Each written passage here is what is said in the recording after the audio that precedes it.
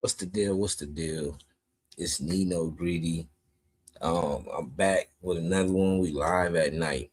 Usually it's Mondays and Thursdays, but I couldn't miss this good content. I'm back in real time, back in motion. You know what I'm saying? So we got Mondays, Thursdays. We got gym talk every week. We also got straightforward podcast every week. So I appreciate everybody for tapping in. This is the Gym World on Twitch. It's live from Granny House. For with the from is 4 RM. So thank y'all for you know being here with your boy. I've been getting blocked. I got a couple blocked live streams I didn't know about. I did a 30-day live stream, which I'm gonna do in April. Start the 30-day live stream all over again. But long story short, I had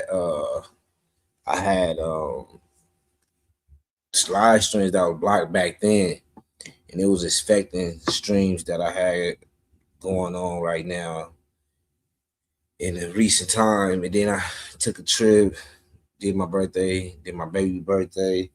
So it just been different coming back. And then when I got back, my mom's just came this week. Nephew came yesterday. So I'm just trying to get into the swing of things. You know what I'm saying? One of the first things I seen that I felt like need to be talked about was J. Cole. I seen the clip of J. Cole, like,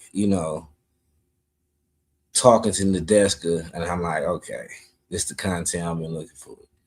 And I was gonna wait until Monday and have it a whole deep dive. I was even gonna start watching it, but I'm like, nah, don't even watch it yet.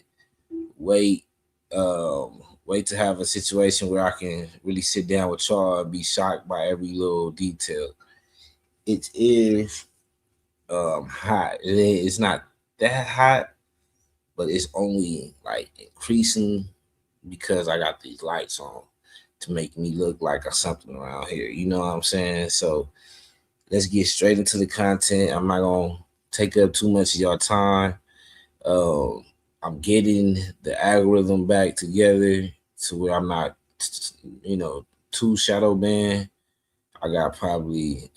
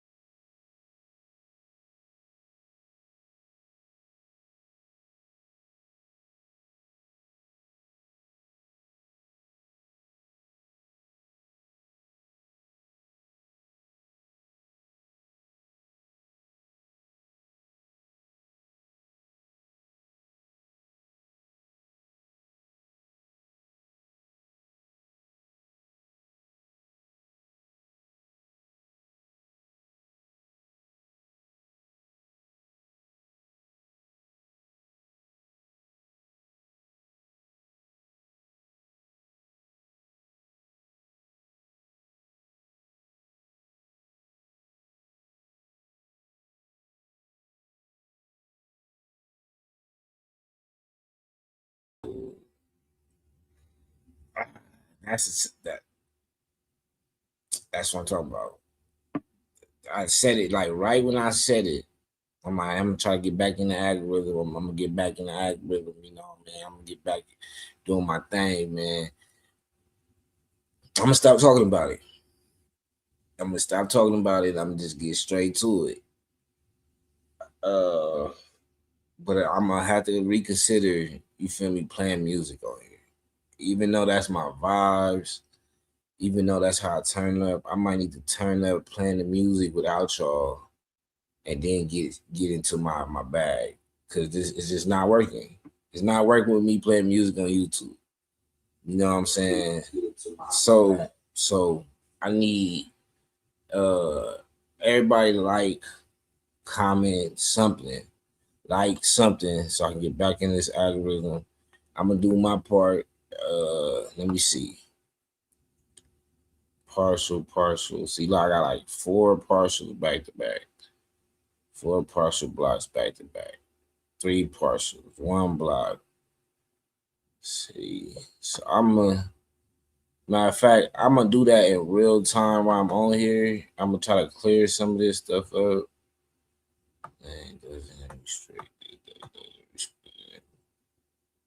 Okay, yeah. So what I'm gonna do. I'm gonna try to clear all this all out in real time. It's a lot of videos I'm gonna have to go through, but I'm gonna do that. I've been doing it like doing the copyrights back and forth with all these different videos. But I just told you I got 4 partial back to backs. I just gotta go through all them videos. So I'm done playing a lot of music videos. I probably played 2 or 3, and then the top 5. I like the top 5 right now. I'm no longer doing that on my live stream. Top 5 right now. I'm no longer doing that on my live streams. I'm not doing that no more. I got a new a new show I'm gonna do for that. It's called the Hit List. If anybody know, I did the Hit List on Refuse Media. I started over there on Refuse Media. Yeah, and I came over here, started my own platform. But shout out to Refuse Media, and I'm gonna get that show back going. I feel like that's a dope show. They talk about hits. They talk about different songs, so it's perfect for top 5 right now. So that segment, I'm no longer doing that segment on live. I'm only gonna do that. Yeah, no longer. That happened. It's not happening.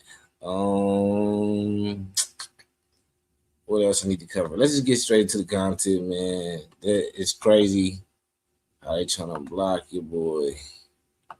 Let's go.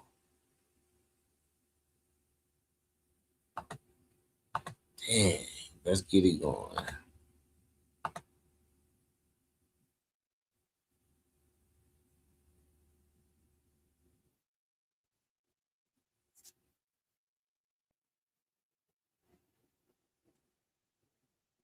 You could not get in. That's what's up, man. You cannot get in. That's Boss Man D-Lo, another banger. All right, so it was about 2 years, almost 2 years, a year and a half ago. It was one of the greatest battles to ever happen in hip hop, and this battle was premature 9 to 10 years ago. It was a Control record came out. After the Control record came out, they started doing little subliminals in this song. You know, Drake doing some subliminals in the game song. Then Kendrick come back with certain subliminals, just letting you know I'm right here. They go back and forth, saying little smart shit. As fans, we knew how much it was tension. to a point where we start to see the tension build up with a lot of artists. Like we start seeing Kendrick not even know, like we know they family, but we just seen Kendrick uh remove himself from a lot of different crowds, a lot of different people. Like if they was in the top 5, he's not doing no record with them. You know what I'm saying? If he worked with them before, he's not gonna work with them again. And you could just tell Kendrick was in that space. And also, it was a great timing for him to build his own legacy, build his own label. So while he building his own label, doing what he doing, ignoring and not being around anybody as far as collaborating, um, any rap friends. He wasn't doing none of that. Kendrick was strictly business, building up his label, creating. As he's creating, J. Cole and Drake somewhat, you could say, like reunites, you know, share a record. But the whole time, this record that they were sharing, they wanted Kendrick to share the record. They wanted to build this hip hop moment of having the 3 MCs on one song. Who's the best? And Kendrick kind of like probably can understand like why do we have to do a song to determine that? Like a song is a decimal, a verse and y'all verse with y'all verse. It's just a decimal. Because I remember it was also um it was also a record where Jeezy had got, I think it was Kendrick and Cole on the same record. And let me look that up. Let me make sure. I said all that stuff I was just saying. That's the only thing I'm gonna check, double check, because I don't want y'all saying I'm not saying the right stuff. Shout out to Jeezy. He he got something going on in Vegas with the suit and tie um, event, which is dope, man. Showing some grown man um, type of aura, and on top of that, it's hood music. It's trap music, and now it's elevating music.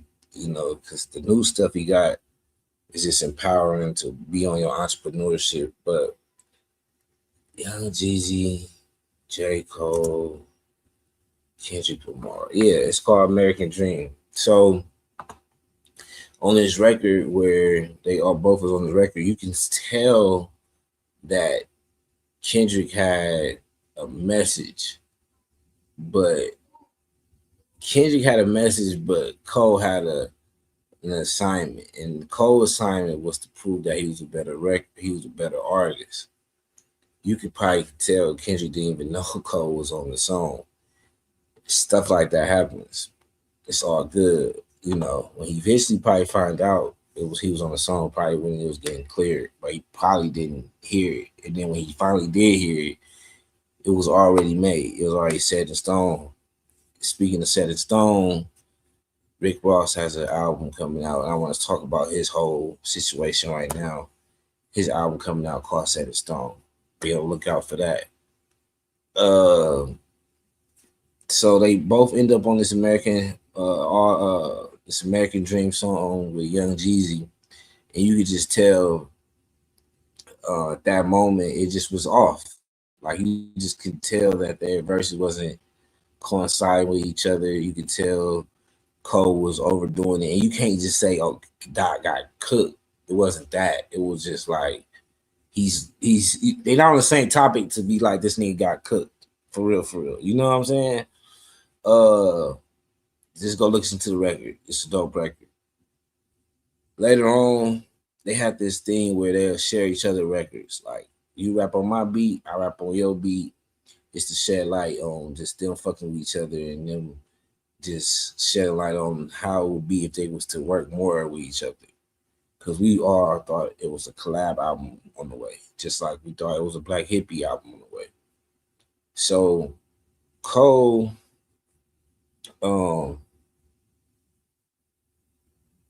start doing you know, working on the Fall Off, start working on the Dreamville album.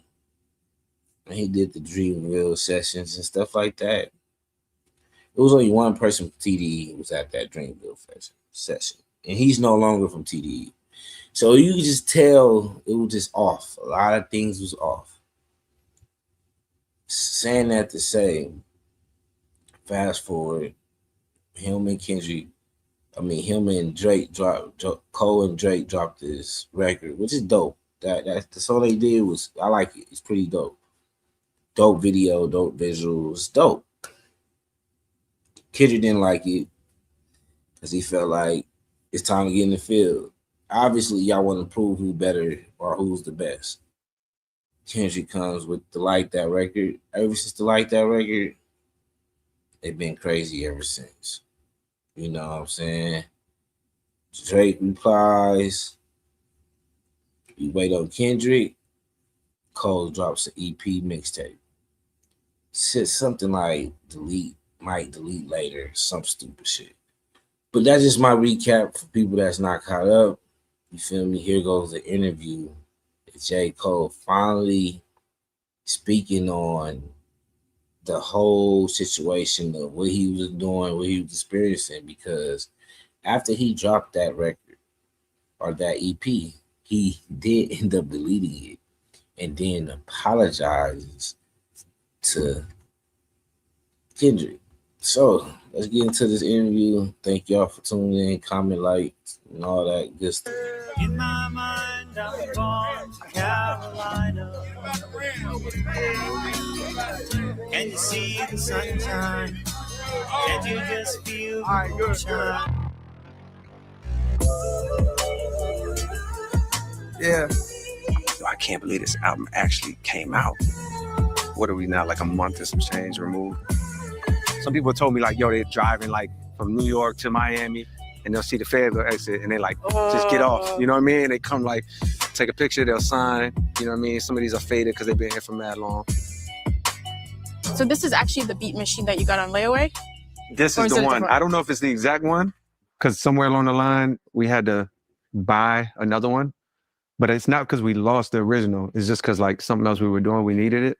So somewhere along the way, they might have got shuffled. So I don't know if this is the one we bought or if it's the original, but that is the same style at the very least. It might be the exact same one that I had. Yeah, that my mom got. Like we waited, 10 years for this album and to be able to celebrate it here with you at 2014 Forest Hills Drive. I feel like I'm in a J. Cole museum. And you said that you were gonna step out of your comfort zone, which is home, to have some conversations, but you found the loophole and still invited us into your home. That's a good point. And I am out of my comfort zone, I ain't gonna lie, because I can feel it right now. I'm like, oh man, I'm nervous. You know what I mean? Like, strangely enough, but I'm nervous because I'm, like, when the last time I did an interview, you know what I mean? Like, it's been that long because after all the things you've been through, I'm surprised to hear that sitting down in this space in your childhood home can even make you nervous.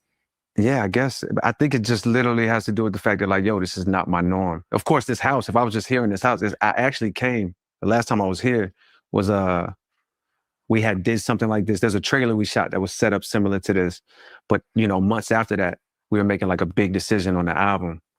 And I had like a big decision to make. And I was like, a lot of times I get in a space where it's like, yo, I need like clarity.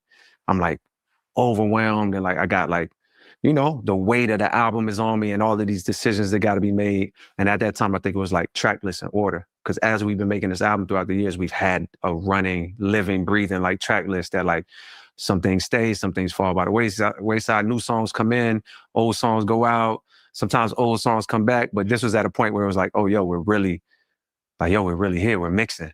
You know what I mean? But there was something about the beginning of the album that like wasn't sitting right with me.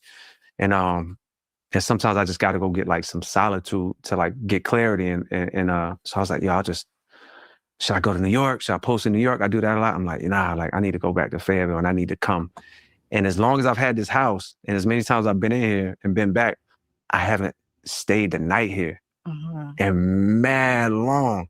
So at one point last year, I had to just come, and it was like my first time staying the night in here. Like I literally had to like buy a bed. You know what I mean? The bed that they bought, I had, well, not me. I didn't buy a bed. I had someone, yo, can y'all get a bed and throw it in for us? And the bed that they bought is a king. It was like a king size. That shit don't fit in Takes my up the room. whole room. You saw my room. Yeah, that looks like a twin size space. That's a twin. That's a healthy twin. You might could fit a medium in there, but it's like they got a king size.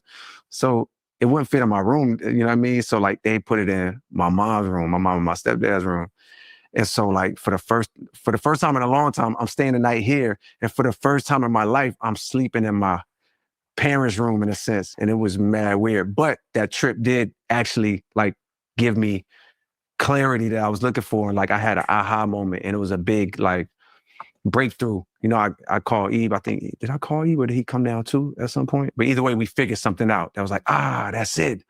We'll start it like this, then we'll go here. So I've been back here and I'm more comfortable in this house, but it's the interview setting where the beginning of this, I'm like, oh shit, I kind of feel it. I feel you. There's nothing normal about two people sitting here and having a conversation. We haven't done an interview in at least 15 years, and there's a whole crew behind us. No, it's not normal. Yeah, you're right. You're right. You're right. Yeah, but sure.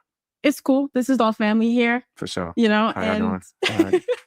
And I think a lot of people here who are really excited to make this moment happen. You know, it's been it's a celebration of your career and this album. And there's so many reasons why it's perfect to do it here. Like this was, as we can see behind us, the birth of J. Cole, the artist, and also really Forest Hills Drive. When you released that album, the success you felt, the success you experienced, the relief you felt, and the comfort you felt after is really what birthed the idea for the fall off. So if that's what you were feeling at that time, comfortable to the point that you were thinking about the fall off, I'm wondering how you feel now that this album is actually out in the world.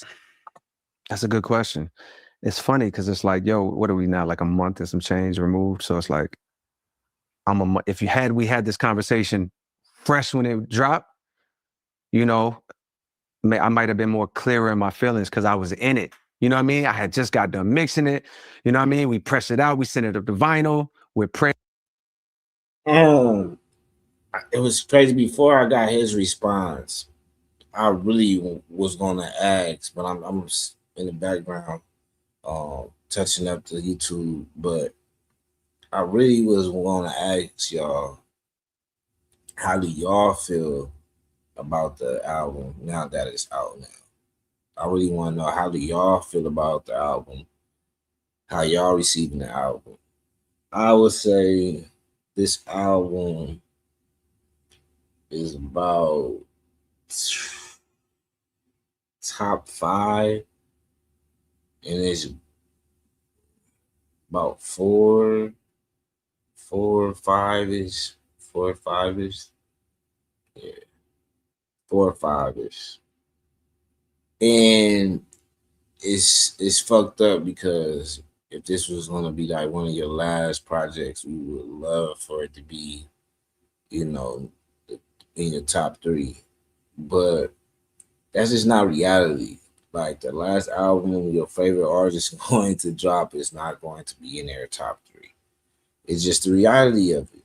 You know what I'm saying? And you just have to accept the project for what it is and just be happy that you got a great project from your favorite artist or a top tier artist. That's just how I feel personally. Now, did I listen back to it? No, I'm sorry. I haven't listened back to it, but I'm not even a real J. Cole like fan, so don't judge me. But just be me by being a music fan, no. No, I'm not. There's that it went leak, you know what I mean? And then we pressing CDs, and then we putting the birthday blizzard out, and like I'm in it, you know what I mean? And like I'm fully in the releasing of this. And then even when we put it out, we went on the road, and I'm in it. Now a month later, and it's like, yo, I'm like back in my regular scheduled program, you know what I mean? And like I feel every day I get further away from like being in it. I listen to it, you know what I mean? But it's tough for me to answer the question. How am I feeling right now that it's out? And I mean, it doesn't have to be today or yesterday, but the general feeling, because I think after each project you've released, there's been feelings. Right. After Sideline Story, it wasn't necessarily a positive time in your life. You didn't enjoy it. After Born Sinner, you still felt like Cool Has survived, but you weren't necessarily happy. You felt the darkness. And after Forest Hills Drive, that was one of the highest points in your career, right? You made a project you were really happy with. Yes. And then culturally, it also hit. So that was a high point. So I guess I mean on a macro scale. One was like relief. You know what I mean? Like relief, like, like, yo, we did it. Like putting it out. I saw some footage the other day. Like we have like a bunch of footage from studio sessions. And like I was combing through it and I'm looking at all the, you know, I'm in the studio, got T-minus right there, Diesel. And it's like the stuff we're working on. It's the most minute decisions. You know what I mean? It's the most like granular level decision-making that in the moment, of course, it's all important and I'm fully immersed in it. You know what I mean? And I'm fully like, yo, this is the most important decision, the one we're making right now. And as I'm looking back on the camera, I'm like, or at the footage, I'm like, yo, I can't believe this album actually came out because there was so much decision-making happening that I feel like at times looking back, there were times where T-minus, I ain't really asked him this, but I'm assuming there were times where him and other people that were involved were maybe in their minds like, this shit ain't coming out. Cause there was so much, like shit that songs that never made the album, music on certain songs that never made the album. So like, I feel like for the past however many years, I was carrying the mission, the weight of the mission. So the overall feeling is when it came out, it was like, yo, relief. You know what I mean? It was like, all right, like I don't have to necessarily carry that no more. And there was a pride too. You know what I mean? There was like yo, you did it. You know what I mean? There was like a genuine gratitude. You know what I mean? That like, you know, that I made something that when I listened to, I'm a fan of this. You know what I mean? Like I told somebody the other day, it's like, yo, I feel like I'm listening to my favorite rapper. At many points in my career, especially early on, I was my favorite rapper. That's tight. You know what I mean? Like of course, growing up, Pac was my favorite rapper. I had a Cannabis run where he was my favorite rapper. I had an Eminem run. You know what I mean? Of course, I had a Nas run. I had Cannabis. I'm sorry. Let me get y'all a history lesson. That's why I do this type of shit. You know? Cannabis freestyle, man. Cannabis is it's cold, bro. Nobody talk about cannabis like that. He cold, man. It's a battle. He battling somebody at a table.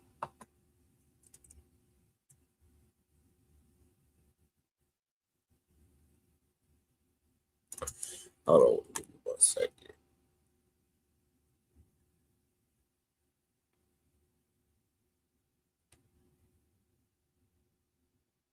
I didn't know he did a battle, like a.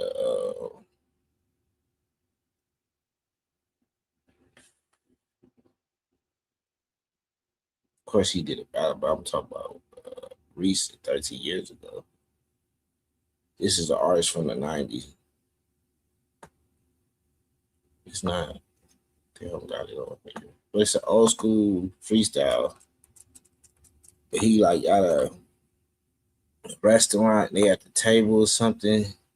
Like they had a little Chinese spot. They got a little spot and he's just going crazy.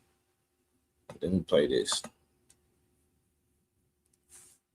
I'm playing about like 30 seconds. Yo, I think fast, switch fast, quick ass immigrants no hablo inglés, border patrol fences. Messing with cannabis is senseless, defy my senses. Buy 6 and you'll end up with 666. And triple the digits mean triple the spirits. My light body to the third power with triple my lyrics. I'm triple the threat, I'm triple my physical flesh. I'm telling you, put your money on me to triple your bet. Cause I won't be satisfied till I'm set. Till I got a triplex out in Tribeca with the skyline effect. Rhyming is the 9 to 5 that I manipulate best. 8 hours of writing and memorizing a manuscript called the biography of cannabis, subtitled The Ultimate Guide for Teaching Modern Men. So that's cannabis.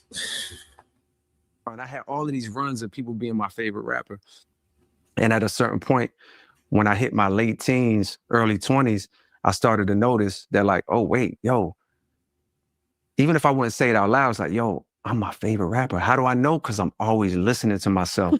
You know what I mean? I'm listening to myself like how I would listen to Jay-Z. Yeah. You know what I mean? And I'm rapping along with it, boom, boom, with nobody in the car. That's why when I met Eva, was so ill, and when we started kicking it, and then he found out I did music, because I found somebody that like was the biggest of a fan of me as me almost. So like we be riding like through Queens or on the way to the city or something. He'd be like, yo, throwing that come up freestyle, or throwing the such and such. Like he just want to hear it. And I'm like, nigga, I'm glad you said it, because I wanted to hear it too. So there was also a feeling on top of the relief and there was a gratitude of like, damn, I made it back to a point after all of these years where I was my favorite rapper, because there was a stretch where, you know, I can't necessarily say that. And not that I was trying to be even my favorite rapper. I was making whatever was coming out, because I just felt like that's what I had to do. But the whole mission of the Fall Off, in a nutshell, I didn't say it like this 10 years ago, but the mission was to become again a rapper that like I want to hear. You know what I mean? To make the music that I want to hear, to write the verses that I want to hear, to make the album that I want to hear. So there was a gratitude of like, damn, like even on the way here, I had an hour drive here. It's like I'm playing the album and I'm rapping along with this shit. Like it's not me. If you see me rap an Outkast album or a Jay-Z album, like I'm sitting there rapping my own album like that. And that hasn't happened for a long time. Not because I don't like the music that I put out, or I'm not proud of it. I love that music that I put out. You know what I mean? But this one was a different mission. Like it was a different type of return to form that I was trying to get to. And so to answer your question, it was like a gratitude that like, damn, nigga, like, I like this dude right here. You know what I mean? Like, I like this dude would be my favorite if that wasn't me. It's nice to hear that, because there was clearly a lot of time when it seemed like you felt just a lot of pressure, right? To get the music right, whatever that meant at the time. And you weren't enjoying it. I was even shocked to hear that after Friday Night Lights, you didn't enjoy the impact that mixtape had. That was huge, but it's because you were so caught up in always trying to figure out the next move, right? Yes. So if this album, the idea was born at least 10 years ago, man, that is a long timeline. And you are notorious self-admitted song hoarder, right? You'll try to keep songs for projects, but I know there are some like Middle Child, maybe False Prophets that were intended for this, but you let go of. So over that 10 years, obviously you dropped multiple albums in between. How were you working on like KOD or the Off Season, all of that, and still making the actual records that made sense for the Fall Off? Yeah. So I think one was an understanding that like, yo, this idea for this album called The Fall Off is a long-term thing. I didn't think it was 10 years. I thought it was like, you know, mind you got to put yourself in. I had just got off tour, Forest Hill Drive tour. I just got married. That's already a life-changing event. And for the first time, I'm relaxed and comfortable. You know, you know the story. You've heard it before. But like, I recognized in those moments where I was trying to write shit, and I'm like, this shit kind of ass. And it wasn't ass, but it wasn't my favorite rapper. Right. Like, if I go back and play these voice notes from that era, now I'm actually like, oh, bro, you was bugging. That shit was dope. But it wasn't the thing that I was looking for from myself at that time. And I know just because I'm like, you know, my mind works in basketball. It's like, yo, you know, if you lose a skill, you have to work to get it back. And so I felt like, okay, you've lost a bit of skill in certain areas. Where you've gained in some areas, you've lost in some areas. So now you got to work to get it back. It'll take time. So I'm thinking the Fall Off is like, man, this is maybe a couple year thing. So I already was thinking long term. I wasn't like, oh, I'm gonna make this album called The Fall Off, so I'm gonna be done in a year. I was like, give yourself time to get there, because you're gonna have to put yourself through drills. You have to re-motivate yourself, re-inspire yourself. So I was already thinking long term. While I was thinking long term, I'm still writing and I'm still creating. And it just so happens that the things that I was writing and creating were like what ended up becoming For Your Eyes Only. Like I'm making these songs. It wasn't until I actually wrote the song For Your Eyes Only where all of these other songs that I was making made sense. I'm like, oh, I know I've been telling a story. Okay? I'm gonna look up the date for that. I'm gonna get back. That's not necessarily my own and what I've been writing. And it's not necessarily my favorite rapper. I like this rapper, you know what I mean? But it's like, it's not the Fall Off level that I'm looking for, but I'm like, I have to follow this feeling. So that was the first thing that kind of like gave me something to do, while the fall off was like a North Star. I'm like, oh, well, I need to go finish this album. I went to New York. Mind you, I had a baby on the way. I didn't have a baby on the way, but you know what I mean? Like I was about to become a father. And so I'm like, let me go to New York. Like this is my last back time. to Muhammad's crib, back to right? Muhammad's crib. Like what's the word? I'm a sentimental like person with my spaces that I've like in my life, whether it's Fayetteville, whether it's this house, whether it's Muhammad's crib, whether it's the Honda. It's like, yo, I'm like, these are like spaces that I love because I love my life. You know what I mean? I love my childhood. I love my teens, my college years. So I go to New York to finish this album. And while I'm working on that album, there's some songs where I'm like, oh, this could be a fall off song. You know what I mean? It's False Prophets. There's some stuff they didn't even release where I'm like, oh, these are fall off songs. I'm gonna tuck them while I'm finishing this album. So that was the first thing that went left field. Then after, not in left field, but like kind of took me off track, so to speak. Then after For Your Eyes Only drops, then I become a father.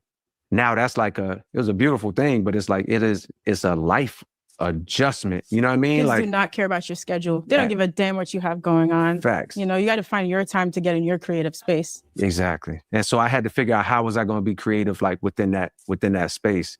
And, you know, I got to motivate myself. And one of the things I was doing at that time was like, I was like making these beats that was like damn near my version of like, I'm trying to learn from Southside.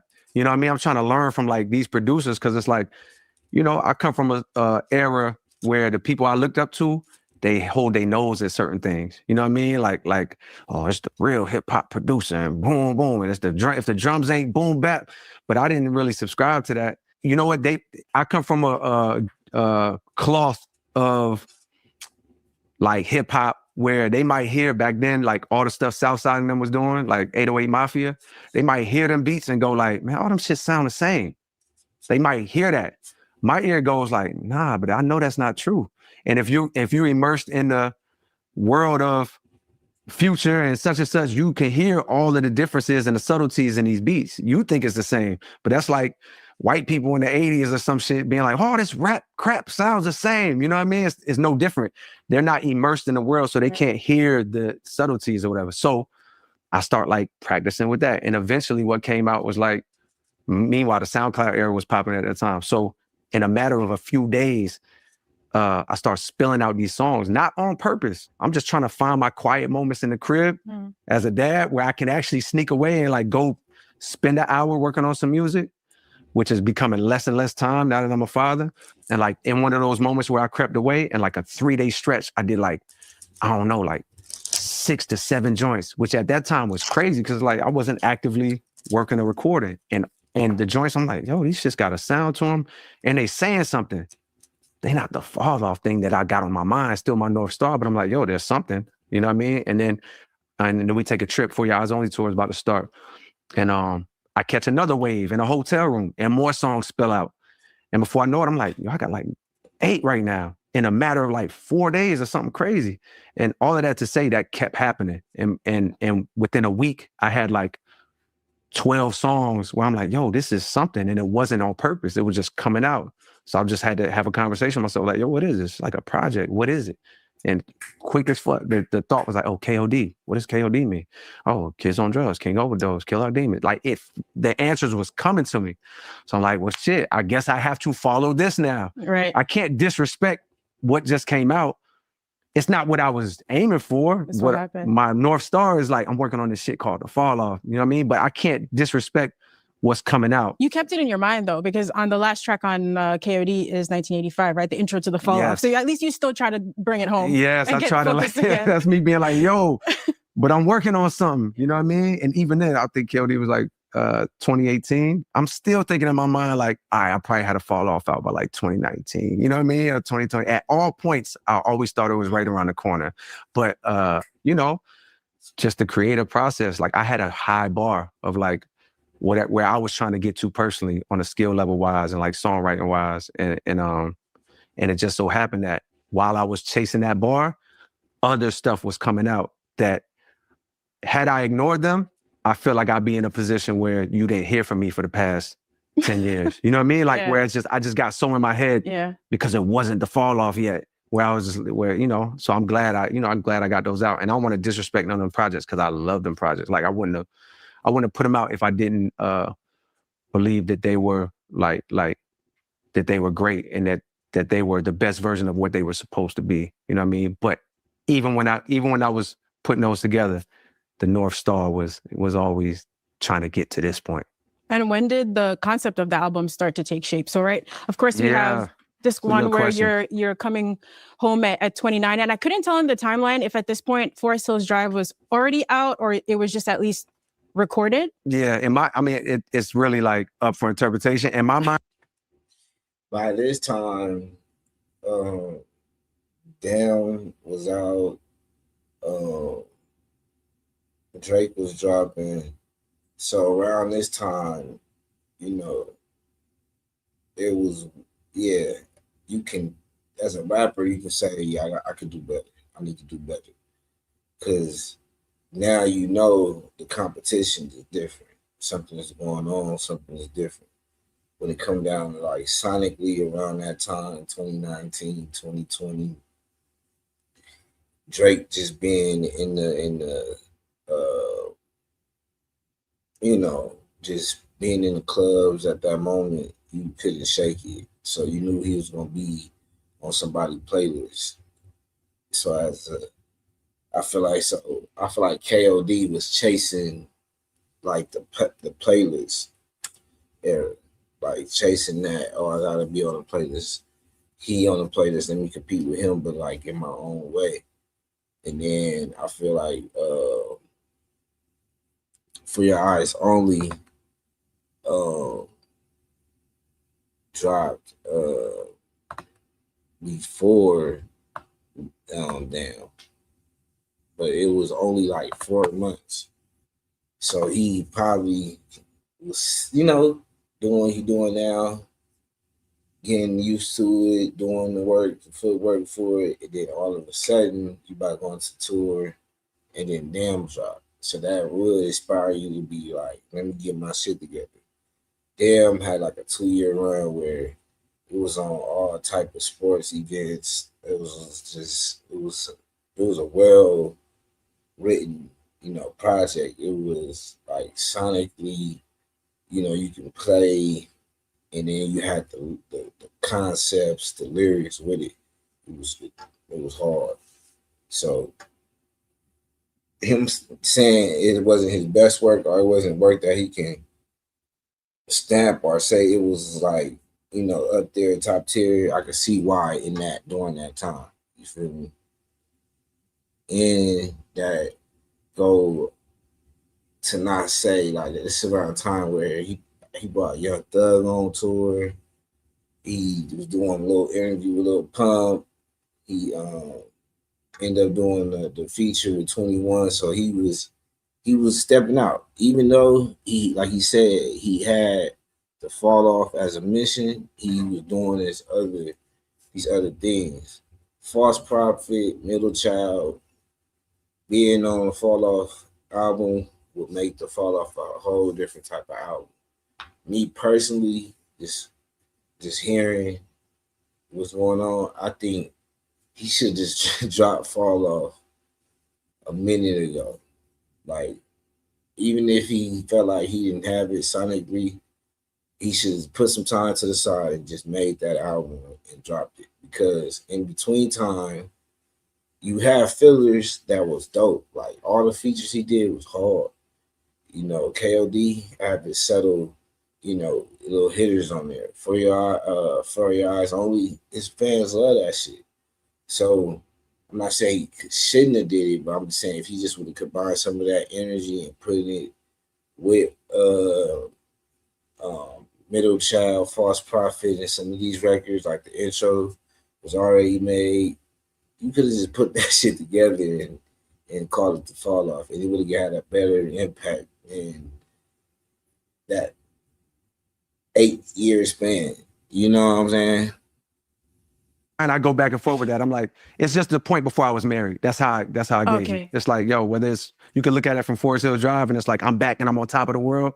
Or you can look at it around that era when I was just still successful off Born Center. It's a time when I'm at I'm at a crossroads in my life. Right. You know what I mean? Like, and I was at a crossroads in my life during the making of Forest Hills Drive, because Forest Hills Drive is like, you know, it's a bigger story. It's a more like Wet Dreams. At 03 Adolescent, January 28th. I almost see that like a long distance story from like birth to wherever I was at that time. Disc 29 is more like a hyper focused, more detailed story of like, oh, this specific trip that where I maybe got my shit together or got closer to getting my shit together because I was at a crossroads in my life, and I had to really figure out like, all right, which way you gonna go? You know what I mean? Like, are you gonna go left? Are you gonna go right? Like, are you gonna? So I don't necessarily know that. If I had to lean anyway, I'd probably go after Forest Hill Drive, but it's all interpreted. It's not like a literal movie. Yeah, I was just wondering because, you know, as you were saying, Forest Hills Drive would have been definitely one of the peaks in your career, and not just outwardly, but for you, like Jermaine the person. Yeah. But it also seems, if we follow the track list on disc 1, that it was also maybe some of the lowest moments for you in terms of this relationship you have with Fayetteville, right? I believe it's like on Run a Train, there's a line where you say something like, you know, Phenom, you're in my heart, but I can start to feel the flame dying. Yeah. And for Cole fans, like we have been hearing you talk about Fayetteville, like Villematic, like everything for so long that actually hearing that line really hit me. Nah, that's real. That's real. You want me to talk about that line? Yeah, because I mean, it comes to, I would say, once we get to disc 2, it ends on a more positive note, some closure. Yeah. But I was a little bit surprised to hear that. Nah, for sure. Because at that time, and whether that be after Forest Hills Drive or whether that be before, it's like, it doesn't even matter, because the point is the emotion. It was a real emotion where there was a time where, first of all, when I went away to school, when I left Fayetteville and went to New York, I loved coming home. Like, it was of course I love New York. It was amazing to be up there, but like, I really looked forward to getting back home, and I was missing home. So any type of 3-day weekend we had, like in school, was like, I'm driving home. I couldn't wait to come home and just to party at the same parties I was going to, but I didn't want to miss nothing. I wanted to at least be home. And that lasted throughout my 20s, really, like, especially when we first, like, you know, then I'm in college, we coming back, then I got a deal. We coming back, and it's more lit in a different level. You know what I mean? Because it's like, I'm back in Fayetteville, and it's like, yo, we got action and activity, and it's like the love is different. But there was a point where I started coming back home, and it felt different to me. You know what I mean? Like, and I don't, you know, of course it's all internal or whatever, but it just wasn't feeling the same. I wasn't having the same. It was heavy when I was coming back home. It was like a burden. Whether imaginary or real, was like a burden that I felt, and a heaviness and almost a darkness. And like, whether it's in the form of like bad news, violence, it also was a time when the shit was getting really, really bad. You know what I mean? Like, everything you hear is like, yo, this shit is worse now. It's dangerous now. And it was like, you know, very sad stories coming out of the city. On top of that, there would be like, you know, at the time, this was important to me, but it was like, you would hear such and such said such and such about you. Yo, you ain't hear, why is, you know what I mean? Like, these situations of people around the city that has something to say about me. Yeah. You know what I mean? It was like, at that time, it felt like, man, fuck. Like, until we get the energy on Poor Thing. It's, yeah, the sequencing on that is, okay, so let me gather my thoughts here. It's so interesting. Like you said, it's this like hyper-focused time, because on Safety, there's the setup, right? There's that friend writing you from home, right? Giving you all of the news. And then towards the end, he sets up like, yo, why is this guy making songs about you or whatever? Right. Which then leads us into Poor Thing. And then you also have a reference to drum and bass, which I didn't really catch till like recently, the more I listened to the album, which sets up as we go into that song. So even as you're on drum and bass and you're having this amazing time out, like the nostalgia, then things start to turn left. So like the story, like, for sure, if you pay attention, really, like, you kind of feel the emotions that you were going through at the time. Sure. Yeah. You know? For sure. So those were the emotions. Like, the emotion of you hearing somebody talking about you, and I'm not outwardly like said, what? You know what I mean? But internally, it's like, first of all, nigga, I don't even fucking know you.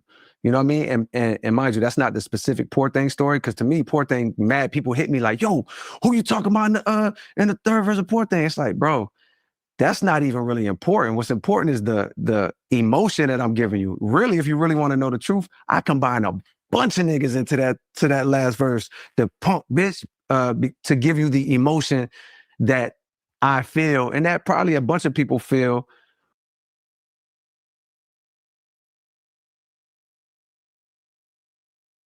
So what's so crazy about that? So I on the live, I rewind it because I'm like, who the fuck he talking about? Like, he going crazy. Like, who he talking about? So the whole time, I'm like, I'm trying to. He ain't talking about this artist because this line don't match up to this artist. He ain't talking about this nigga because this line don't match up to this nigga. So now he's saying it like it was to a bunch of niggas. Like I just how I was feeling. So now I can imagine. Okay, this line was for you. I'm feeling like this about both of you niggas. It was though. All right, so he did try to get some shit off his chest. All right, I gotta go back and listen to that more with more depth now. When you hear somebody say something about you, you're like, it's an instant triggering feeling. And like, you know, I'm not the hardest nigga in the world, far from it, but I'm still a human, and I'm still born and bred in this place where pride is like how you survive, damn near. You know what I mean? Like, you have to carry a sense of like defensiveness and pride just to like make it through the day, maybe unscathed. You know what I mean? But Or even make it if through the you week carry that unscathed. in your person, like when you're in Fayetteville, as a fan, I feel like that's the first time I really heard you dial it up like that on a record. Like that Right. was one of my favorite songs because I was like, oh, okay, Jermaine, this is appreciate like a it. different Appreciate side. it. You know, that energy is not something we've gotten from you Appreciate it. before. But that's just me trying to give you a glimpse of like how I feel. Like that side does exist now. Like, and one at 29, it definitely existed more than it did now. But even at 29, I knew what I know now, which is like, yeah, I might feel like this, and my gut feeling might be like in the moment hearing that, it's like, man, I wish I could see that nigga right now and like let him say what he just told you in front of my face. Because one, he know he lying, he don't, you know what I mean, and two, he know he not like that. This is my gut initial instinct, right? And then there's a part that goes, it's not that serious. Let him. You know, let him. It's cool. Like, even if he's saying something about you that's untrue, like, let him. Even if he's saying something about you that's true, let him. You know what I mean? Like, there's a adult in the room that comes and says, like, yo, your initial instinct is not worth it. You know what I mean? Because your initial instinct could lead to a movie that you've seen so many times. Right. You know what I mean? And on top of that, just on a spiritual level, it's like, yo, what's that gonna do? Like, so I'm ramping it up on that verse to just give you insight. Yeah, you never really got that from me, but it's like, just to give you insight into like, yo, that's how it feels. And I know people feel that and can relate to that. Because it's like, yo, that's, you know, for better or for worse, that's a knee-jerk reaction to disrespect. You know what I mean? It's like it's a defensiveness. Unwarranted disrespect. You know, I think you pointed out, like, look, when I was broke and struggling and trying to piece it together, like I was on my own figuring that out, you know? So for you to then come at me now when I'm doing like something good for myself, it's understandable. Yeah. And it's even as you say that, I'm like, so many instances pop in my mind, you know, from back then and even up until recently, where it's like, bro, like, you know what I mean? But the version of me now, the older me actually knows more than what I knew back then. Cause now I'm like, bro, you gotta forgive them because look what's happening. Like they going through something. You know what I mean? Like they going through something. Like you don't know what type of pain and like broken dreams and desperation and like sadness is fueling whatever lie or whatever like criticism or whatever. Like you don't know. It's like I try to put myself in people's shoes at this age that got something to say about me where I'm like, bro, like I get it. I hope that if I was in that same situation as you, I wouldn't make that decision, but I can't really judge you for being in that situation and maybe making the weaker choice because life is hard. You know what I mean? It's hard to like always take the higher road. Sometimes people just fuck it. They just crash out. You know what I mean? And it's like, all right, bro, like if I got to be the one you crash out on, all right, it's cool. I can handle that and process that. You know what I mean? And So yeah. Have you ever read The 4 Agreements? No, that's one of them books that's like been laying around and people around me that I love have read it and I've picked it up to read it. Well, people would tell me like, you seem like you read The 4 Agreements. Yeah, because don't take it personal. No, it's like, no, I appreciate it. That helps so much because like you said, when you get triggered, you get upset, you internalize all of that. But then when you try to reframe it, I'm not saying it works every time, right? But like that's about you. That actually has nothing to do with me, the way that you're reacting. And although you're talking about, people in your hometown on that song, just in a wider lens, you've had to deal with that a lot in the industry. You know what I mean? Like you talk about coming up and being this first generation of artists, like growing up inside. I like how she did social media right there. Like, come on, Cole.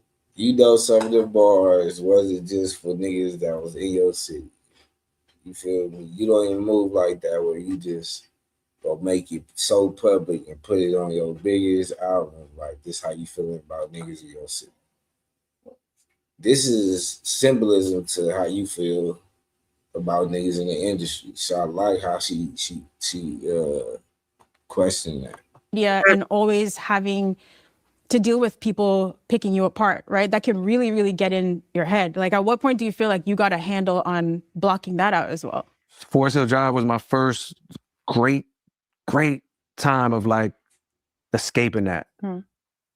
First step is like, yo, just, I had a rule when I was working on that album, which is like, yo, you can't go on social media. That was a life-saving rule, you know what I mean? And this next was like, yo, everything you make it for you.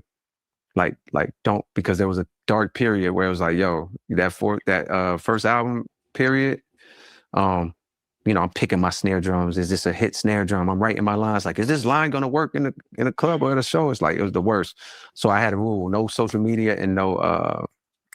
And when you make it, it's got to be from a pure place. So that was the first time I got it right.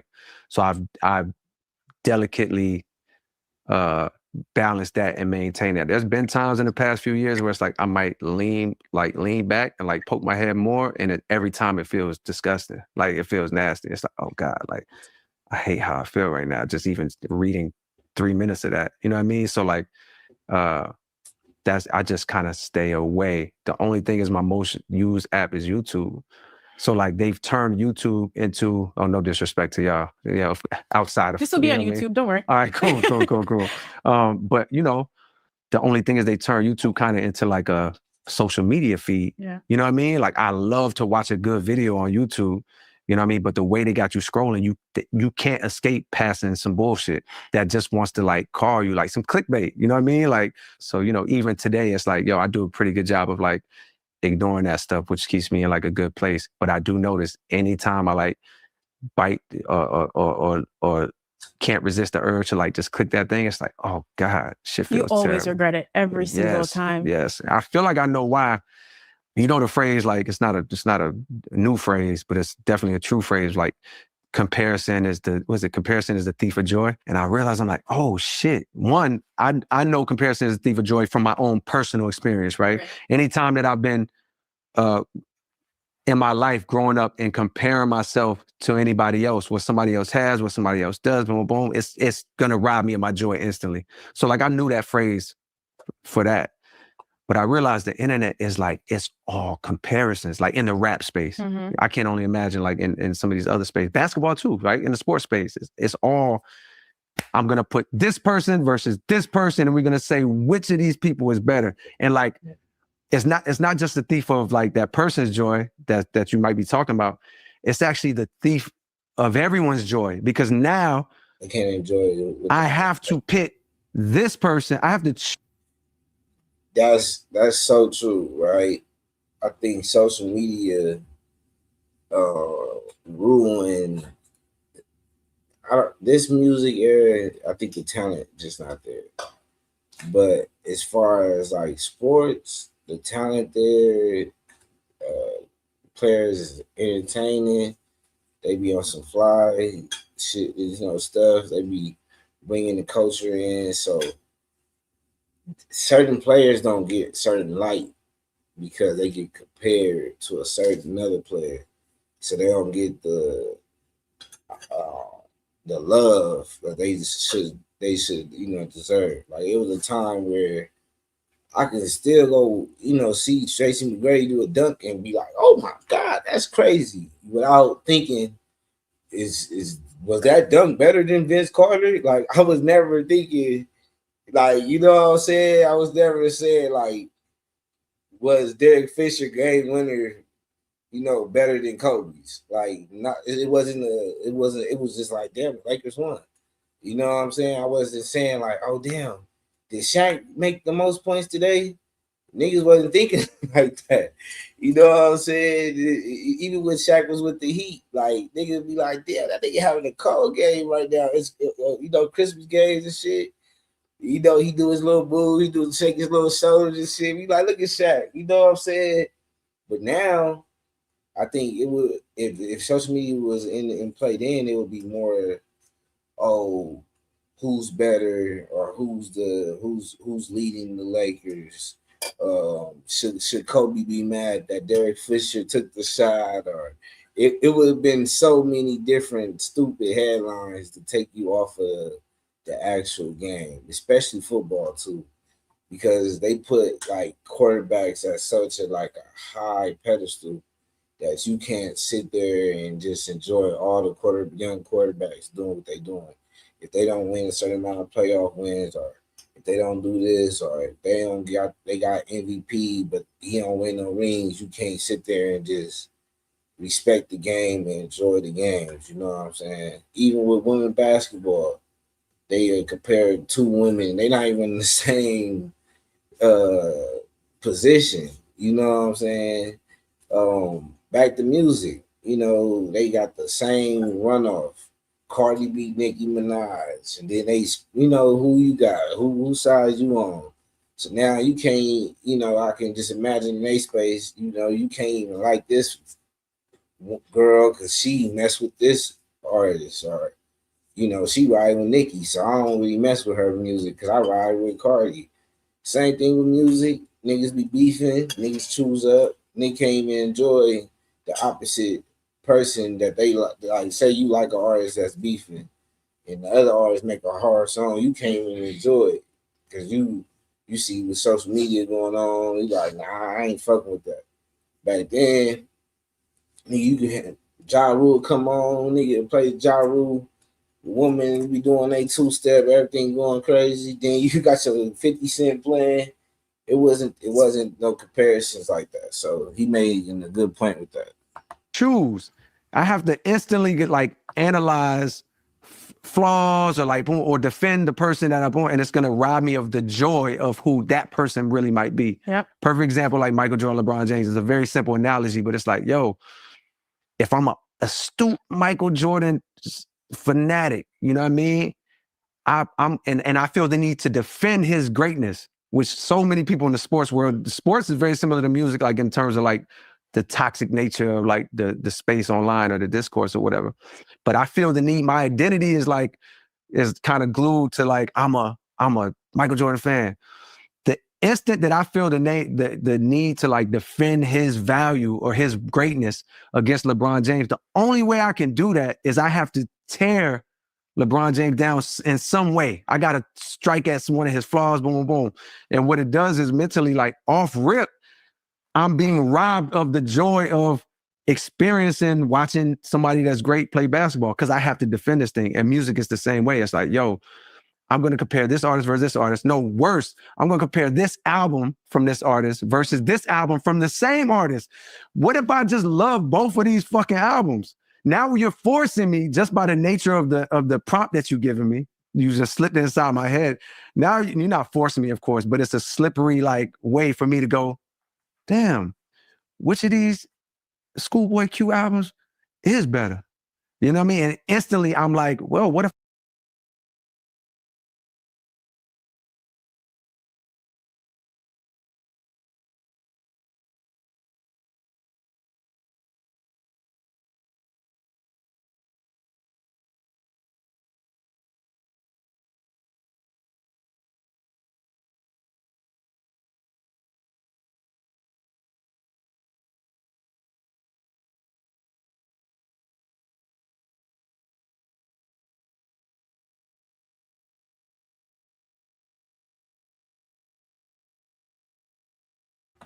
My bad. So he wouldn't use nobody name.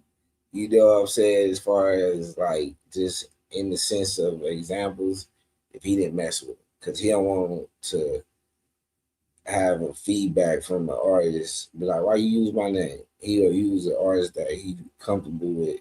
So by him using Schoolboy Q name, it's feel like he's drawing a line in the sand like I'm over here. That's my boy. I fuck with him. I'm give him a shout out so y'all can go look at his album and shit. But back to the point, I feel like that's why we be so tough on artists nowadays too. It's like we compare this album to that album. We expecting every album to try to top the best album instead of just enjoying them 10 good songs or you know what I'm saying, them 7 to 15 good songs that you got on this one album, but it's not your classic. But we still can enjoy it, and we don't choose to enjoy it. I feel them on that. If I just love both them bitches, I don't need to necessarily like compare. And I feel like the whole internet ecosystem, whether it be music, sports, or anything else, is driven. The content is driven and rewarded by pitting thing A versus thing B. And it's exhausting. It's exhausting. It is. Sometimes it's exhausting working in it, right? It's you drop the fall off. What is it? 24 tracks, an hour and 40 minutes. And by Monday, I should have some thoughts on the album. And I'm like, damn, this is stressful. Like we've been waiting a long time for this album. It's a lot of music. Like I need time to digest it. But this system is entrenched. It's like, how do you even separate yourself from it? You know, which is why I've been amazed watching your career over the past few years, right? So I'm thinking about things in terms of the lens of like, how do you know when to, here's an example, when you're doing Power Trip, right? So you recorded a version of the hook that you loved. You felt really attached to that in the moment that you created it, but eventually your team convinced you like, this would be dope with Miguel on it. And it turned out to be a great song, right? Mm-hmm. But then there are moments where like the BET Awards outfit that you hated, and I went back to like, Google it. It's jokes, that outfit. It was terrible. But yeah, it's like, how do you block out all of the noise and know when to trust yourself and whose opinion to really value? Because it's really hard sometimes to find the right move there. Yes, that's a great question. I think for me, I was just thinking about this too. Similar. I think for me, if I'm in a good, clear place, right? If I'm doing the work and I'm like staying present and staying in the moment, and I'm in a great place spiritually, like you know, if I'm in that place, I got it. You know what I mean? I'm following me. I'm never putting on that outfit in the first place because I would know that it doesn't resonate. And I'm so in tune with myself that I know that like, yo, that shit. Bro, nothing you pick, man, I'm sorry. We gotta do this. Nothing this nigga ever picked was like, damn, that's great. That nigga got some shit on. Man, nobody never thought. You feel me? Like, what is he talking about? So for you to be mad that you picked something that didn't look right, it's crazy to me. Look at this shit, man. Check your boy out, man.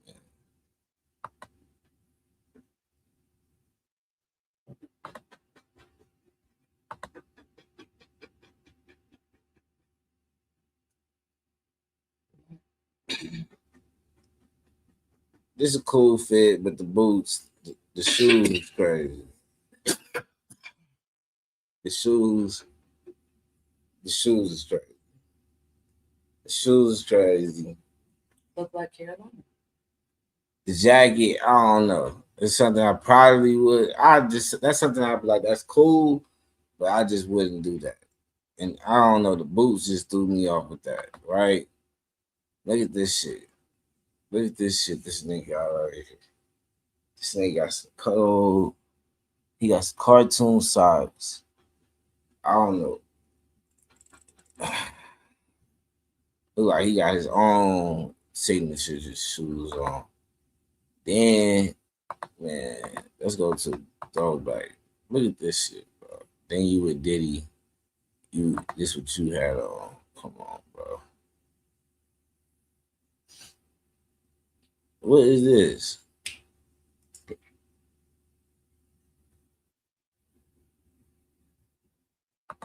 Hold on, let me see.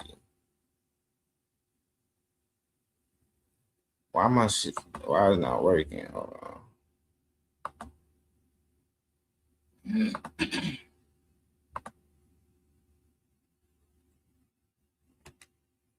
All right, now we on point.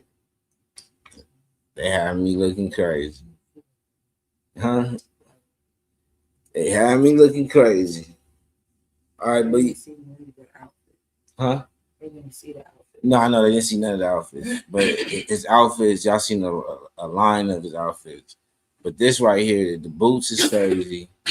He got the camo. He got the camo cargos with the jean jacket. That's crazy. This is around the same little area. This, come on, bro. Come on. Balenciaga Puma situation with Diddy. Like, what's up with this nigga? He thought he was like on the army type shit. Man, I don't know what type of J's he got on. That's crazy. That shirt is crazy to even be put with them pants. Yeah, think about it. He's still country. I get he country. Come on, my nigga. Come on, bro. You almost had it. It's just you and these aren't. See, this is what I'm saying. This the shit you picking. This the shit you think is fly. This the shit you picking. And you thought you was fly. The shoes finally did some justice with the shoes. The hat is crazy. The hat is crazy. The army fatigue with any jersey is crazy. Come on, bro. Come on, Cole. Look at these shoes, man. He got the Juice Tupacs. Just walking around. Come on, Cole. This the type of shit you got on when you try it. And you mad. That's why. So if any of his fans wondering why he don't get dressed or he don't try to get dressed, because he know no matter how hard he try, it's going to be the same outcome. Trash. Straight trash. Look at this shit, man. I don't know what this nigga be. Come on, bro. Come on, bro. What shoes do this nigga be wearing, man? What's up with this nigga, man? All right, man. Let's get back to this shit. Look how mad he is. I wouldn't even put it on because I could feel it when I take it off the hanger that this shit don't feel like me. You know what I mean? But if I'm in a bad place, I might throw that on. You know what I mean? Like, and I'm not even really paying attention to how I'm actually feeling. So if I'm in a good place, you know, I feel like honestly, I don't even really need opinions or help. If Cole ever in a bad place, that's my dog. That's the nigga I want to see. Cole, not like that. Not like that. That's crazy.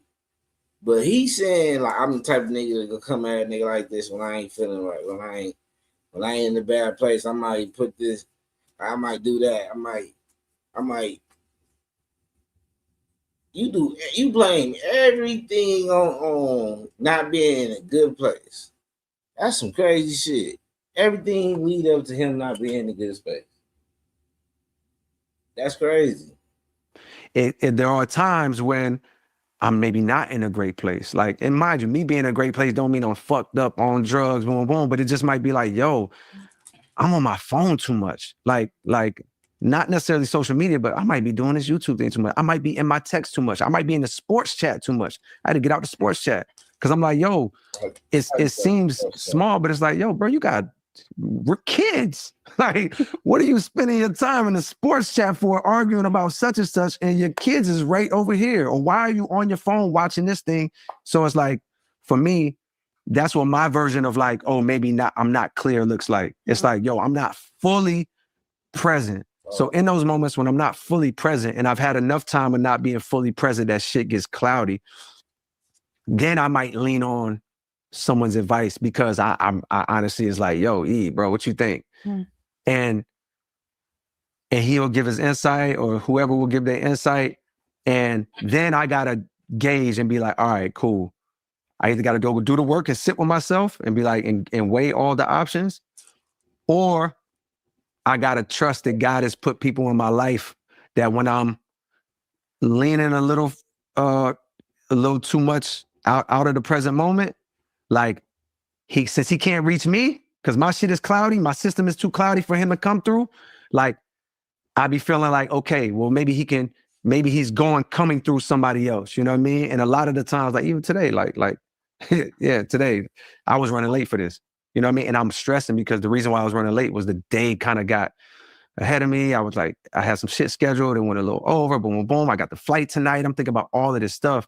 I'm thinking about you. I'm like, oh my God. And the desk came all the way to the Ville. Like I'm late. I'm mad late at this point. Like I've got to pick a fit real quick. Like, oh shit, let me grab a hoodie, boom, boom. And I'm just thinking about how late I am. And bruh, look this shit this nigga got. And you keep telling us about your fits and what you picking. Stop telling us you picking shit. You ain't picking that. I hope you're not picking shit like this, man. Stop picking shit up, man. Just grab the shit that you got in the closet. And like, nigga, I know you didn't just, all right, man, let me you see that gray sweater right there? Let me do that. What that's gonna go with? I got some white socks. So the white socks, it's gonna go crazy. I just need some shorts. Nah, not no regular jean shorts, not no jean shorts, not no cargos, nah. I need not no sweats, not no sweat shorts. Nah, hit me with the gym shorts, the over baggy gym shorts. Like I'm playing in 2007. Like what is this nigga? Nah, 2001. This nigga got he got them N1 joints on. This nigga tripping. And I'm also like, yo, I haven't done an interview in mad long. I'm fucking kind of nervous about that. So I'm telling my wife this. And you picking a fit, by the way, is jokes because I know it's like, what do I end up doing? Sweatpants or shorts? Like, what are you talking it's so about? simple and easy. But in the moment when I'm already stressing, it's like, ah, shit. Is it this hoodie? Is it these shorts or those shorts? You know what I mean? So she tells me, she's like, yo, she knows. One, I want to get to Fayetteville and do the interview. I told her, like, yo, I also need to meditate because I feel nuts right now. All right, I get it. I get what type of fans he got. I get it why his fans is like how it is. Cole, you was crazy motherfucker. You crazy motherfucker. Shout out to one of my homies. That you crazy motherfucker, man. You try to figure out what gym shorts you gonna wear with that hoodie, man. You don't give a fuck. You supposed to be the nigga that don't give a fuck. But now we know you give a fuck about what the fuck you putting on. That shit is crazy. Right now, like I got a lot of shit coming up that she knows why I'm like kind of stressing about it. Like, oh shit, I got a lot going on. So I'm like, I gotta get to Fayetteville. I'm already late. You know what I mean? I'm throwing on this fucking fit. And I want to do my meditation so I can at least be somewhat clear when I go down there. She's like, and mind you, what I'm probably going to do in that moment, had I not talked to her, I'm probably going to say, fuck it. I'm going to jump in the car, just drive, spend an hour driving, probably stressing. You know what I mean? Like, oh shit, I'm late. You know what I mean? But what she says is she's like, yo, you're already late. You know what I mean? You're already late. It's cool. Go do your meditation. You'll be late 20 more minutes. You know what I mean? Like, go do your meditation. You know what I mean? And then you're late. You know what I mean? Like it's cool. You don't want to make it worse going down there stressed. So in that moment, I'm in a very simple moment where it's like, I wasn't even asking her for clarity or for an answer, but I feel like that's God speaking through her. You know what I mean? That's why you married her. There you go. Just being like, yo, bro, chill. And it was just like, oh yeah, you're right. And I did it and I felt way better. I'm like, oh yeah, you're right. Cool. Cool. Did Eve not tell you? I said it's all good. We got your Krispy Kreme. Like you I can saw wait a that few more text minutes after my meditation. Oh, okay. I'm But sorry. by then I already felt amazing. So I was like, all right, cool. It just added to it. Yeah, hearing you talk about meditation, I've wanted to like really try it, but I have not gotten there. But I'm glad you have clarity because it feels like, especially with the fall off, you make decisions for you and maybe just for OG Cole fans. Because dropping an album in 2026 with 24 songs, an hour and 40 minutes, It's crazy. very few people would be brave enough to do that. Right. Like, I think when you recorded Forest Hills Drive, there was a version that was a double disc. You played it and you're like, this is too long. So once it got to the fall off, you were just like, nah, I'm going to go for it. No, it actually happened the reverse. Like it happened like, like you said, Forest Hills Drive was like a double disc at one point. And then towards the end, I'm like, oh, I'm bugging. Like this shit is way too long. You know what I mean? And then we cut it down.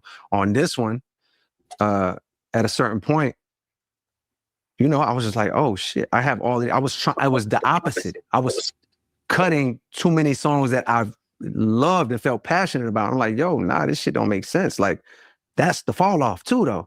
Like that reaches the bar. Like that's got to be there. And eventually I was just like, yo, I think there's two stories being told, and I think this is a double disc project. And I see it because I think you asked earlier, like when that concept for disc 29, when this was a 15 song album, the concept was always in line with disc 29's concept, which was like, yo, it was a trip back home at the height of fame, and I'm dealing with X, Y, and Z. But it was not as microscopic, super hyper focused. It was more interpretive, like how Forest Hills Drive is. Like I see the story in Forest Hills Drive. Like I see what's happening. I don't know if anybody else does, and I don't even give a fuck. But I see like the movie in my mind, but it's interpretive. It's not like you listening to a step by step, and then this happens, and then this happens. It's more like, you know what I mean? It's more like open for interpretation.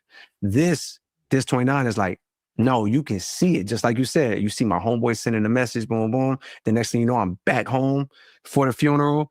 Then you see like, oh, he told me about such and such making a song. So then Poor Thing comes on, you hear me respond to that. Then you see me sending a text to the girl that like I've been knowing for a while. And like every time I come here, we got a little thing going on. That's Legacy, boom, boom.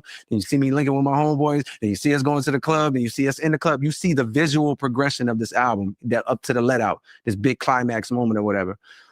So the original non-double disc version was the same story, but a much more interpretive version. It wasn't like, oh, then this happens, then this happens, then this happens. It was like, so you wanted that space to be able to like really zero in on the story.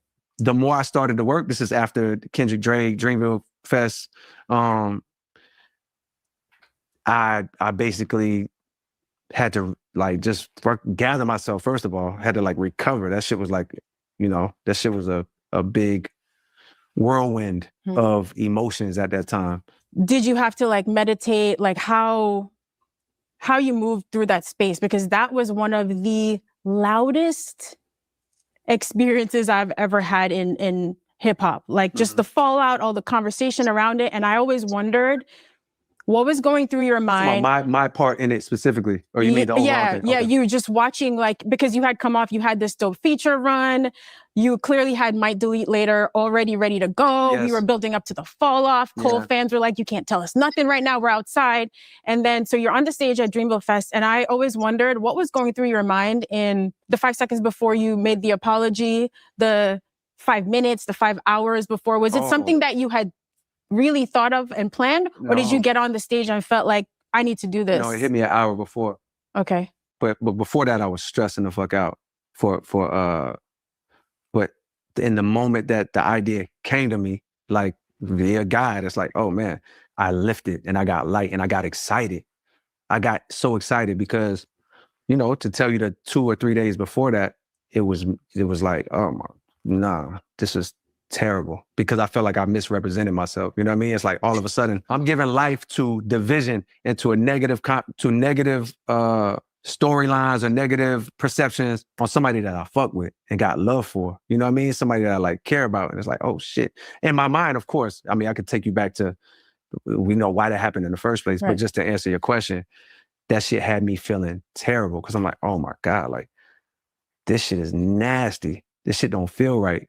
And of course, leading up to it, it made, when I was doing it, it made sense. Actually, I can't really say it made sense, but in a moment where I wasn't clear, like we were just talking about, I chose to do something that didn't align. It's like putting on the fucking outfit, the Versace sweater or whatever. In a moment where I wasn't clear, I chose to go this way for reasons that I could tell you about. But all you need to know right now is like, yo, I felt miserable about it. Like literally, like my whole demeanor, my whole shit, my wife could tell. And so I'm like, oh my God, I gotta go on the stage and like come out here and pretend. Almost like people think that I'm representing that Mike Delete Later had just dropped. It's the biggest news. Not saying Mike Delete Later is, but just the drama of all of this is the biggest news happening. And I'm coming out as a representative of what the fuck they just heard. It's like, nah. So an hour before, it was like, aha. Like, yo, in a very loud manner, you know, in a very public forum on your album, you said some shit you didn't believe in. Now you got the opportunity to go on a bigger forum, you know what I mean? A bigger stage is being live stream and say something that you believe in. And in that moment, I'm like, thank you, God. Like, told my wife, she the only one I told. I ain't telling nobody else. I was like, yo, this one I'm about to go do. She start crying because she know how I feel about him. You know what I mean? Like she knows, and she saw how it was weighing on me the 2-3 days before that. She could see in my whole energy, and she would even ask me, and I'm just like, yeah, I got a lot going on right now. Like, so when I go and do it, I felt even better than I felt knowing I was gonna do it. I felt like, if you'd have seen me that night, man, mind you, the demeanor of everybody around me. I was just gonna say, like, damn, nigga, like my man Barry from since the 80s, you know, he Earth Gang, signed Earth Barry. Gang, and yeah. He'll always keep it real with you. 100%, that's my nigga. Like but he just sitting there like, he like, you a good dude, man. But he's almost disgusted about it. Like he's almost hurt about it. And if you would have saw me, I'm just like, bro, like I feel amazing because now the world knows how I really actually feel. But this is what is mind blowing to me, right?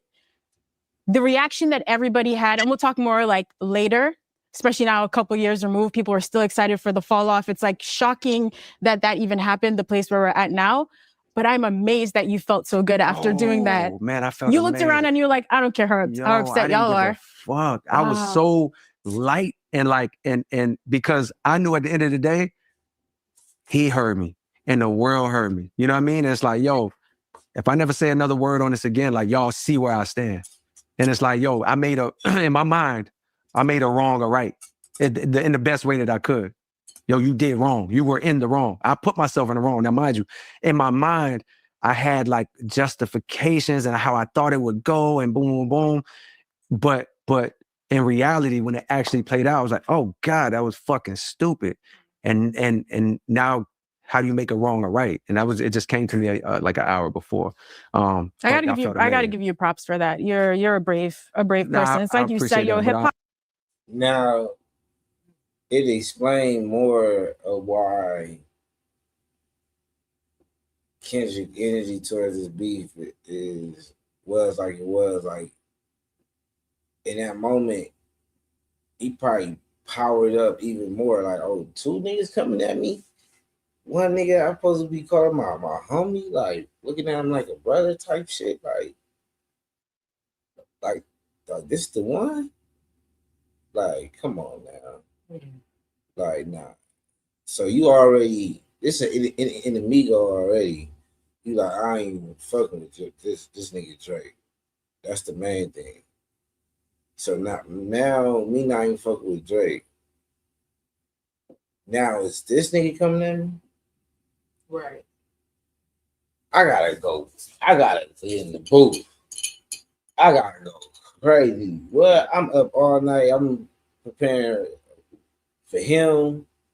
You feel me? You know what I'm saying? I'm preparing for that nigga. I'm preparing for both of them be on the same song. So it kind of did look crazy now in hindsight. Like, there are 2 powerhouses coming at this one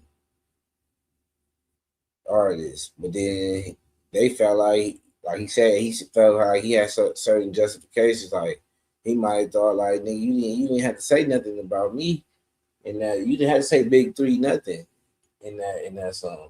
Right. You didn't have to involve me to where I had to come and respond like that. So, but what if Kendrick knew? What if he was throwing the bait out there? Like, if I do just say this one word, I know you're gonna say something. So that's justifying why I needed to say that. Right. Cause then it would be Kendrick wrong. If J. Cole never dropped a diss record, it'd be like, oh, Kendrick wrong. Like, what was the point of you talking about Big Three? He really your brother, bro. He stepped out the way for you. Yeah. But no, you said that one line. This nigga, he took that jump, and then he like, oh, it's a sigh of relief. It's a good thing because that means you really got love. So that's a good thing. I hope seeing this, Doc can call you and be like, you a dumb nigga. You should have just kept it going, and you could have just called me, and we still could have got a cracker type shit. Like, you know what I'm saying? Like, it could be just like on some joking way. Like, nigga, you know, we could have still went crazy. Like, you know what I'm saying? I don't feel like you should have been just stressed out about it. I don't think it was that type of party. What you think? You think it was? You think Kendrick would have came at Cole like that, or it would just been regular? Like, cause he told Drake like keep it regular. Like, you know what I'm saying? Don't do too much. Maybe Kendrick felt like that was like playing it safe, confident, please, fake. So that's probably what he was doing. We finally get a response from Cole. I still don't think he should have did it. But if it made him feel good, made him feel better, good about himself and shit like that, that's cool. But I think we was robbed of an even bigger moment in hip hop because he got some MCs around him. Cole got some MCs around him that I feel like that was waiting on go, and Kendrick had some MCs around him that was waiting on go, and I feel like that beef should have been way more than just about Drake. Mm-hmm. And then by Cole stepping out, you made it just about Drake, and I feel like that's something Kendrick probably gonna let him know, like, you was supposed to be in history. Like, I was putting you in history. I was giving you the alley-oop to be in history. Right. That's what I'm saying. Like, I'm not saying he shouldn't did the diss record. I'm saying that he should have just called Kendrick. If y'all was real cool, you should have called him like, man, what's up with that Big Three shit? Like, you need me to step in the field? It's like you said in basketball. Like, you need my one, you need my ones. Like, we can go crazy. Like, you know what I'm saying? Right. Yeah, like you could just like let me know if you really trying to get it going. And then as homies, you like, man, you can't see me. All right, you can't see me. Then from now on out, y'all don't talk to each other until after the beat. You know what I'm saying? Right. And we done. You feel me? You send your niggas, I'ma send my niggas. You got niggas, I got the. We just look like some mastermind lyricists sending niggas. Not like that, but just y'all got hip hop going on. It's a lot of hip hop going on. That's what it was supposed to be. But y'all had J. Cole had Joey Badass trying to do what he was supposed to do type shit. I love this culture, but it is scary. You know what I mean? The way people will come for you, like personally attack you for things, and the things people said after that were you really just hanging out on a beach minding your business after this? No. But wait, hold on. He like, you a good dude, man. But he's almost disgusted about it. Like, he's almost, he heard me and the world heard me. You know what I mean? It's like, yo, if I never say another word on this again, like, y'all see where I stand. And it's like, yo, I made in my mind, I made a wrong or right in the best way that I could. Yo, you did wrong. You were in the wrong. I put myself in the wrong. Now, mind you, in my mind, I had like justifications and how I thought it would go and boom, boom, boom. But But in reality, when it actually played out, I was like, oh God, that was fucking stupid. And now how do you make a wrong or right? And it just came to me like an hour before. I gotta give you props for that. You're a brave person. It's like you said, hip hop is, I love this culture, but it is scary. You know what I mean? The way people will come for you, like personally attack you for things. And the things people said after that were you really just hanging out at a beach minding your business after this? No. But it was funny because I was actually at a beach just for like a couple days. I went to this little beach spot. And so, but mind you, I didn't know that the I guess a meme or whatever was going around saying that. So people showing me like, bro, this is crazy. Like, you're actually at a beach, but it wasn't. But mind you, to let you know though, because it kind of goes with what we were saying earlier, but I didn't finish my thought. Where it's like, I did what I did, and I felt light, free, like I had did the right thing for me. You know what I mean? I had made a wrong right. However, like, you know, the world, they don't give a fuck about that, and they fucking me up, like in terms of like, you know, they fucking me up basically, like my name, reputation, boom, boom, boom. And so that was, although like, you know, the lightness that I felt made it easier to deal with.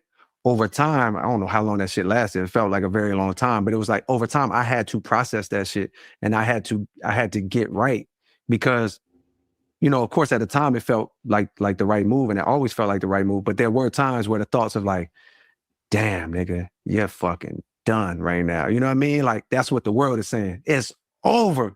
You know what I mean? Like that shit, not that it like, it wasn't dominant, but it was in my mind. And it was like, you being at the beach, see, I'm trying to save you and understand.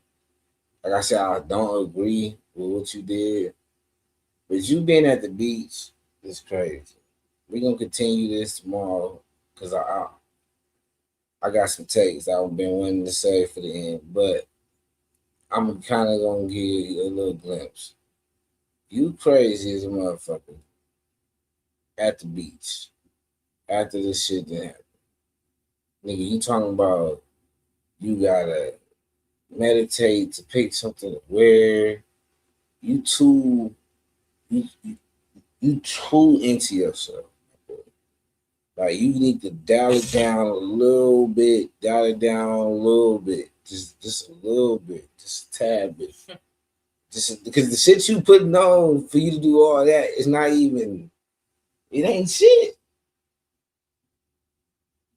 Then you nervous. It's like it's OD. Like the Honda shit, it's like OD. It's crazy.